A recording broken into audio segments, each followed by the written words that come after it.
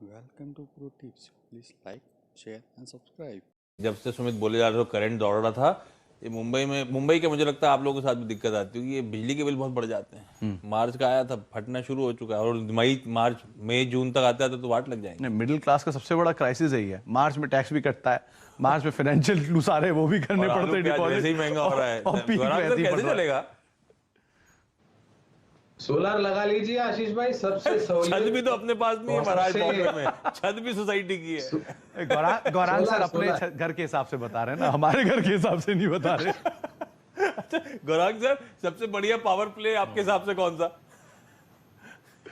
थोड़ा अभी हमारे मित्र सुमित जिक्र कर रहे थे टाटा पावर के बारे में और कितना गुना मल्टीपल्स चल रहा है।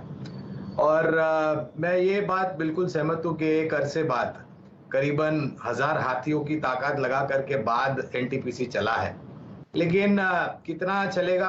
हमारे हिसाब से 185-190 तक जा सकता है। लेकिन अगर ये पूरी ब्रह्मांड में पावर ऊर्जा उत्पादन के ब्रह्मांड में अगर कोई एक स्टॉक चुनना होगा तो मैं आज भी टाटा पावर को ज्यादा अहमियत दूंगा।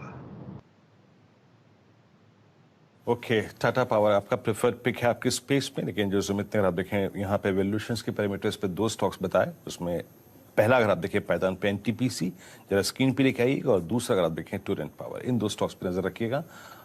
एनटीपीसी कल के एक बहुत स्ट्रॉन्ग और सब्सटेंशियल मूव के बाद आज आपकी स्क्रीन पर फिर ट्रेड करता हुआ लगभग आप समझ लीजिए जिस जोन में ओआई में अगर आप देखें तो आज थोड़ा सा एडिशन है, लेकिन नॉट एग्जैक्टली सब्सटेंशियल। ओपनिंग के बाद थोड़ा सा सिंक हुआ स्टॉक ये। मीनवाइल जो कुछ ट्रेड्स हम, सुमित बहुत बहुत शुक्रिया आपका इस पूरी अगर देखें डिटेल रिसर्च के लिए पावर स्पेस पे, और ट्रेड्स हम लेते रहेंगे। और कुछ ट्रेड्स जो आवाज पे आपने सुबह सुबह लिए उनका मैं चेक ले लेता हूं एक बार, प्लीज याद रखिएगा। एक तो निफ्टी बैंक आज कोलैप्स हो रहा है, दैट्स इंपॉर्टेंट। कल की तुलना में निफ्टी बैंक में शुरुआती कमजोरी ज्यादा है, 36,680, 37,000 का जोन नहीं कटा। एक पुट ऑप्शन ली थी हमने एचडीएफसी की आशीष, वो पुट गई स्क्रीन पर 37 पे, 48 का हाई लगा के आई, करीब 44 पे ट्रेड करते हुए। और शुभम ने एचडीएफसी बैंक की पुट दी थी, वो भी डी हाई पर ट्रेड करते हुए। तो ये दो स्टॉक्स का प्रेशर जो है वो कम रत्ती भर नहीं हो रहा है। शुभम, अब जो प्रेशर है बैंक निफ्टी पे ज्यादा विजिबल है, क्यों? दो बड़े कारण हैं। रिलायंस निफ्टी का डाउन साइड रिस्ट्रिक्ट कर रहा है, लेकिन वो ऐसी गुंजाइश अभी निफ्टी बैंक में नहीं है। Nifty bank now at day लो।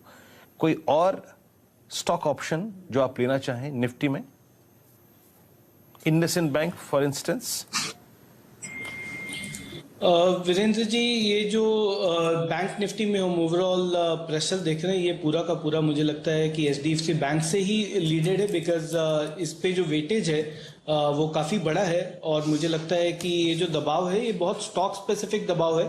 तो इंडसइंड में एक साइडवेज मूव है, तो फिलहाल यहाँ पे मुझे नहीं लगता है कि कोई हमें शॉर्ट ट्रेड बनाना चाहिए। तो एचडीएफसी बैंक की अभी भी मुझे लगता है कि 1280-1300 तक के लेवल का एक्सपेक्टेशन है। तो अगर बेचना है तो वही होना, स्टॉक पे हमें बेट लेना चाहिए। और अगर एक न्यू हमें कोई अगर ट्रेड बनाना है तो जो मेरा प्रेफर्ड बेट होगा वो होगा अभी भी मेटल पैक से, जो कि कंटिन्यूड एक रैली में दिख रहा है। और मुझे लगता है कि स्पेस में से अगर हम जेएसडब्ल्यू स्टील को देखें तो यहाँ पे जो मूव है काफी स्ट्रांग है। तो अगर हमें कोई अगर फ्रेश ट्रेड बनाना है तो राय होगी कि जेएसडब्ल्यू स्टील का 800 के स्ट्राइक का जो कॉल ऑप्शन है उस पर हम एक ट्रेड बनाए। लगभग ये कॉल ऑप्शन अभी 16 रुपये 50 पैसे पे ट्रेड कर रहा है। 14 रुपये पे हम एक स्टॉप लॉस मेंटेन कर सकते हैं और 22-23 रुपये तक का टारगेट इस कॉल ऑप्शन के लिए आता हुआ दिख सकता है। तो बैंकिंग स्टॉक्स पे कोई भी अभी ट्रेड एचडीएफसी के अलावा नहीं है, और अगर खरीदना है तो मेटल पे खरीदारी करना चाहिए। बैंक्स पे ट्रेड नहीं और खरीदना है तो मेटल्स, वो पॉकेट जो बढ़िया आउट परफॉर्मेंस दिखा रही है। निफ्टी सेंसेक्स ठंडे, ब्रॉडर मार्केट्स का अच्छा आउट परफॉर्मेंस। इस नोट पर आज के शो पहला सौदा में इतना ही। वक्त तो चला एक छोटे से ब्रेक का। आप सबका जुड़ने के लिए बहुत बहुत धन्यवाद। मानस इस पैनल से कंटिन्यू